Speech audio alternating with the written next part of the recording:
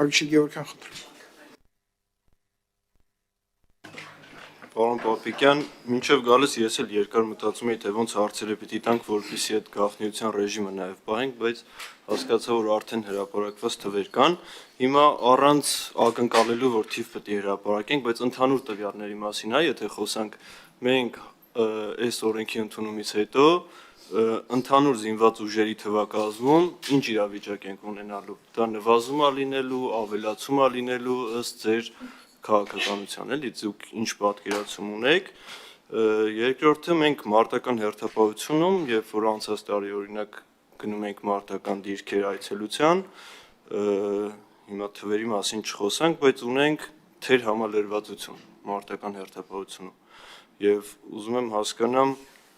այդ հարցում ինչ տեղաշարժ ենք ունենալու, սրա հետևանքը լինելու է, որ հնարավոր է ավելի թեր համալրվածություն լինի, թե անգամ մեկու մեջ դիրքերի չպահելու խնդիր կարող առաջանա, այս ոնց է լինելու, կամ եթե ավելանալու է եւ համալրված է լինելու, այդ իմանանք, որտեվ հիմա դիմացը շուտով նաեւ հավանաբար հանձնաժողով գնալու ենք էլի մարտական դիրքեր, կտեսնենք այդ ձեր ասացի բանը ինչ կլինի։ Նաեւ 25-օրյա հավաքների համար ուզում եի հարցնել, մենք երբ որ սկսեց այս հավաքները նախ երամսյա էր, հետո դառավ 25-օրյա, բոլորիս համար չէինք խոսում, բայց բոլորիս համար պարզ էր, ունենք բաց տեղեր, որոնք պետք է լրացվի, եւ այդ երամսյա հավաքը բոլորս ըմբռնումով էինք մոտենում, որ այդ հարցը պիտի լուծի։ Հետո դառավ 25-օրյա հավաք, հիմա ուզում եմ հասկանամ մենք ինչ գնահատում ունենք, օրինակ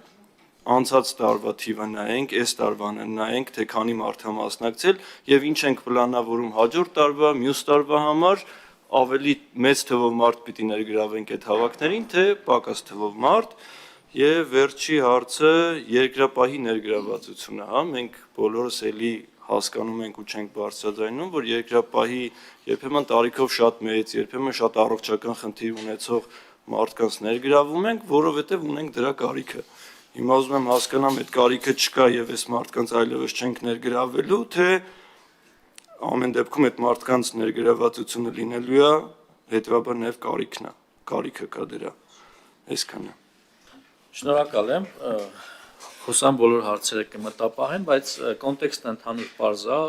ինչի մասին է խոսքը, ըստ էության մենք պիտի գնահատենք, որ զինված ուժերի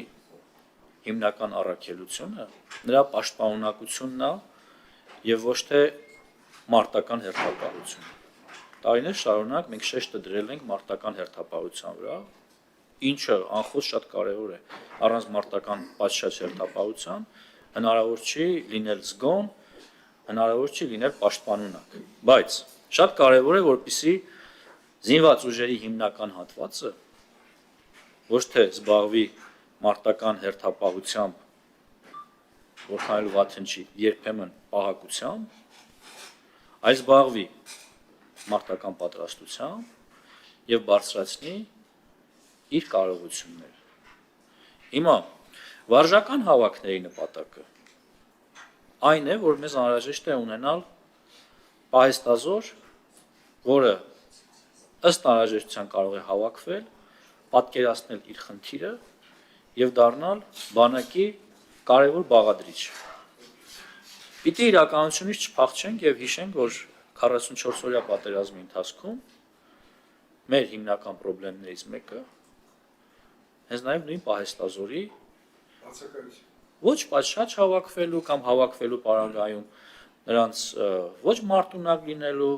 տարբեր ու բազմաթիվ հարցեր, այդ թվում նաեւ ներդաշնակեցման բացակայությունը։ Դա չենք ունեցել։ Դե հիմա դա քանի տարվա խնդիր է, ով է դրա համար պատասխանատու, բոլորս ենք պատասխանատու կարծում եմ, որովհետև մենք բավարար ուշադրություն չենք դարձրել պահեստազորին, իսկ աշխարհում, եթե երկիրը կանգնում է պատերազմի առաջ, նրա հիմնական հենարանը ոչ թե ժամկետային զինծառայողներն են, այլ պահեստազորն է։ Հիմա մենք ինչ ենք անում, մենք խնդիր ենք դրել տարիների ընթացքում հնարավորինս արագ մեր ողջ պահեստազորը անցկացնել կարճ պատրաստության խողովակով եւ միևնույն ժամանակ տարածքային պաշտպանության զորքերի շրջանակներում նրանց համար հստակ դարձնել իրենց պոտենցիալ խնդիրը ծառայության ուղղությունները։ Այո, սա զուգորդվում է մարտական հերթապահությամբ։ Այո, սա կարևոր է նրանց տարածքը ճանաչելու ու ներդաշնակեցման գործում, բայց միևնույն ժամանակ սա հնարավորություն է զինված ուժերի համար ավագ սերնդի ներգրավվածության պարագայում նույն 18-ից 20 տարեկան մեր բավականին պաշտպանունակ զինուժը, որովհետև այդ տղաները բավականին ուժը ավյունը տեղներն է, իրաց պետք է պատրաստվածության հնարավորություն տալ։ Նույնը վերաբերում է նաև նույն երկրապահներին։ Հիմա մենք հնարավորություն ենք ստացել վերջին տարիներին, ունենք զորամասեր, որտեղ ժամկետային զինծառայողները ըստ էության մարտական հերթապահության չեն զբաղվում են պատրաստությամբ։ Ըստ անհրաժեշտության ես ձեզ առանձին կարող եմ այդ զորամասերի մասին ինֆորմացիա տալ։ Իմացողները նույնիսկ կարող են իմանալ, որ զորամասերի մասին է խոսքը։ Այսինքն, եթե մենք ունենք այդ հնարավորությունը, որ ոչ թե մեր զինուժը գամենք առաջնագծին 14-օրյա, այսօր արդեն մեր կարգը թույլ է տալիս 20-օրյա մարտական հերթապահության, այլ նրանց ռեսուրսը օգտագործել պատրաստվածության բարձրացման համար, ինչի դա չանենք։ Այսինքն, եթե միանգամից կարողանում ենք լուծել բազմաթիվ խնդիրներ, պատրաստությունից, ներդաշնակեցումից, տարածքի խնդրի ճանաչելիությունից, մարդկանց բանակին կապելու, այդ թվում նաև պոտենցիալ պահեստազորին, մենք դեպքեր ենք ունեցել, հիմա էլ ունենք դեպքեր, մարդը 45 տարեկան է, երբեք վարժական հավաքի չի մասնակցել։ Սա աննորմալ երևույթ է, եւ մենք ընդհանրապես փորձում ենք սա դարձնել նորմալ, ինչը կարծում եմ, որ պիտի գնահատվի, ես ձեր խոսքի մեջ իհարկե որևէ քննադատություն չտեսա, մտահոգություն տեսա, ես ուզում եմ փարատել ձեր մտահոգությունը, ու ասել, որ սրատական հաշվարկներ, իսկ ինչ է լինելու 1.5 տարի հետո, 1.5 տարի հետո լինելու է, որ երկու զորակոչ կամ երկու զորակոչի այն հատվածները, որոնք պայմանագիր չեն կապել պաշտպան հայրենացով, պիտի զորացել են։ 25-օրյաները մենք տարեկան ունենք, կառավարության որոշմամբ է հաստատվում, ամեն տարվա սկզբին հաստատվում է թվականակը, 25 թվականի համար ունեցել ենք 16,000,